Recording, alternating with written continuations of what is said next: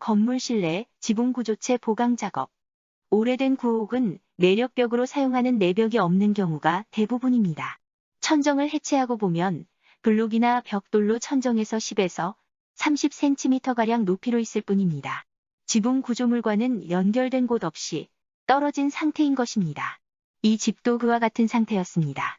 지붕을 떠받치는 구조물의 상태가 비교적 온전했기에 조금만 보강해주면 무리 없이 오랜 세월을 이겨낼 수 있는 상태였습니다. 그래서 육각 스크류 볼트를 시공해서 기존 트러스 구조물을 더욱 튼튼히 하고 새로 구조목을 덧대어서 보강 작업을 진행했습니다. 그리고 지붕 하중을 고려하여 새기둥을 보강해 주었습니다. 6. 건물 실내 내벽 보강 작업. 4인치 블록으로 내벽이 되어 있고 문틀을 제거한 문상부는 인방 없이 블록으로 시공되어 있었습니다. 그래서 인방이 걸쳐질 수 있도록 양쪽에 턱을 만들어서 인방을 설치한 다음 그 위에 벽체 보강 작업을 진행하였습니다. 보강 작업은 내벽 상부의 블록 홈에 철근을 심고 연결되는 외벽에 구멍을 내고 케미칼로 가로근을 고정한 다음 세로근과 결속해 주었습니다.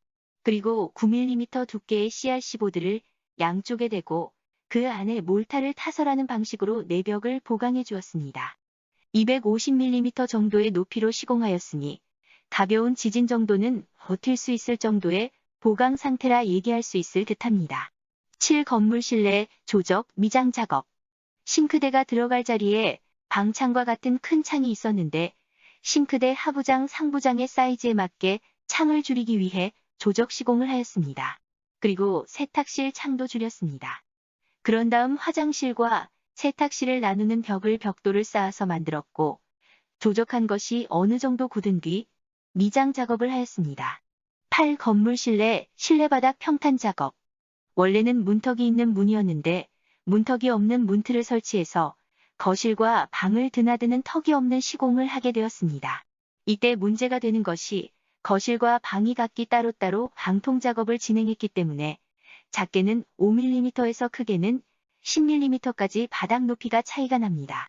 이러한 정도의 단차는 걸음을 옮길 때 쉽게 느낄 수 있을 정도의 단차입니다. 이렇게 되면 강마루 시공도 어려울 뿐더러 턱을 없애는 의미도 약해지는 것입니다. 그래서 이러한 단차를 없애기 위해 바닥을 갈아내야 했습니다. 엄청난 먼지를 뒤집어 쓰는 작업인지라 방진 마스크를 쓰고 하지만 그래도 상당량의 먼지를 들이마시게 되는 것을 피할 수 없답니다. 9. 건물 실내 천장 단열 작업. 기존 지붕이 50mm 샌드위치 패널로 되어 있으므로 단열에 취약한 상태였습니다. 우선 지붕과 연결된 벽체 부분에 우레탄 프라이머를 바릅니다. 그 이유는 기밀성을 높이기 위해 실리콘이나 폼 등을 사용하는데 이 자재들의 접착력을 좋게 하기 위해서입니다. 단열 작업은 아이소핑크를 천장의 구조재 사이에 넣고 사이 틈을 폼으로 채운 뒤 그 위에 열반 4단열재를 시공하는 방식으로 공사를 했습니다.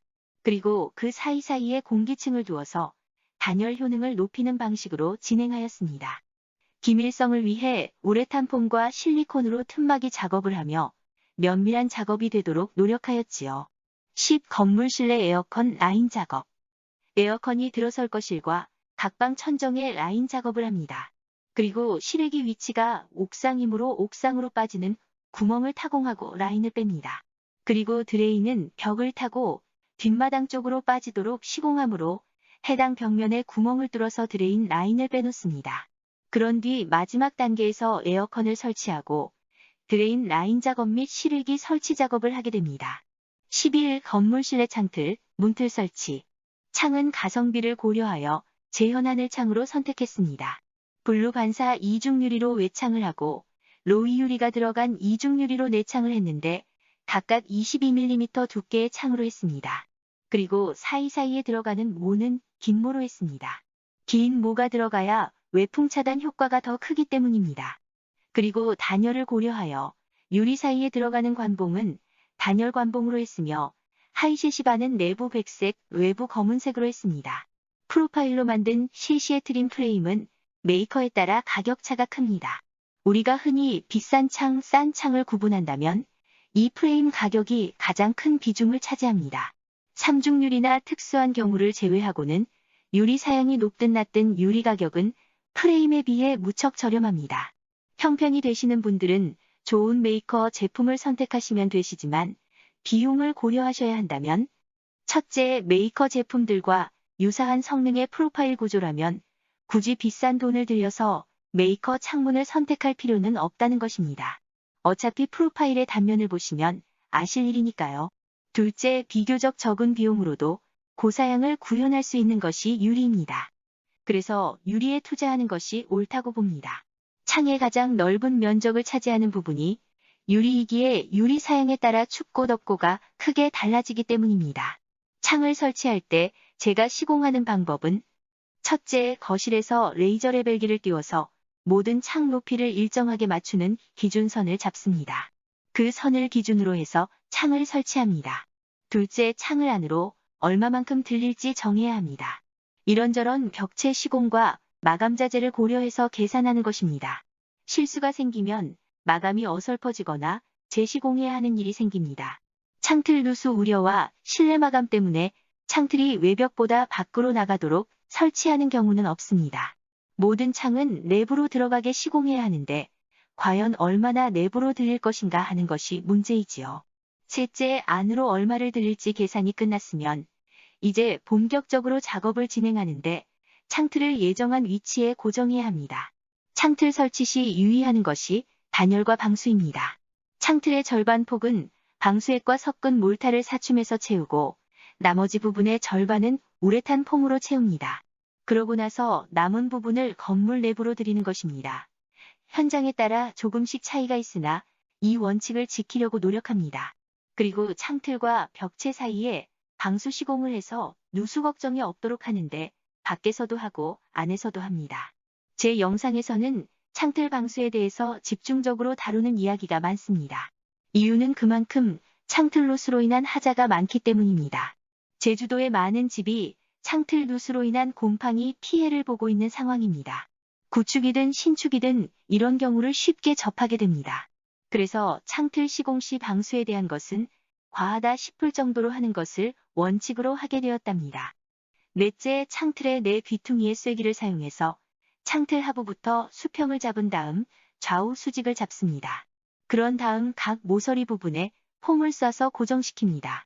다섯째, 폼이 굳으면 쐐기를 빼고 벽체와 창틀의 전체 사이 틈에 폼을 쏘게 되는데 이때 틀이 움직이지 않도록 창틀 내부에 각재를 대고 작업합니다. 여섯째, 밖에서 방수액을 섞은 몰타를 벽체와 창틀 사이에 채우는 사춤 작업을 합니다. 일곱째, 창틀에 접한 벽면에 우레탄 프라이머를 바르고 그 위에 고성능 비오염성 실란트를 도포한 다음 보강포를 실란트에 붙입니다. 그리고 그 보강포에 강력 접착 방수제를 2회 바르는 것으로 방수 작업을 마칩니다. 이것이 제가 창틀 작업하는 방법인데 세세한 부분은 다음 기회에 말씀드리겠습니다. 이제 문틀을 설치하게 됩니다. 문틀 설치는 창틀 설치와 유사한 방식으로 진행됩니다. 다만 실내이기에 사춤 없이 폼으로 대신합니다. 아파트나 빌라처럼 다양한 공종의 작업자들이 섞여서 작업하는 곳에서는 다들 바쁘기 때문에 다른 공종을 신경 쓸 겨를이 없답니다. 그렇다 보니 문틀을 고정시키기 위해 임시로 고정해 놓은 것을 다른 시공자들이 실수로 건드리는 경우가 흔합니다. 그리 되면 일일이 체크해서 재시공하지 않는 이상 결국에는 문이 맞지 않아서 문을 깎아서 시공하는 사례도 있답니다. 저 또한 이런 사례들 속에 있으면서 작업을 해왔었기 때문에 작업자들에게 귀에 딱지가 앉을 정도로 문틀에 대해 주의를 시키게 되더군요. 문틀 설치한다고 작업자들을 놀릴 수는 없으니 말이 많아지는 것이지요. 문틀은 주문할 때 벽 두께와 문틀 자리의 위와 아래 벽 치수 차이를 염두에 두고 주문합니다. 이러한 차이 때문에 벽이 고르지 않은 구옥의 경우는 문이 두께가 각각 다른 경우도 생기더군요.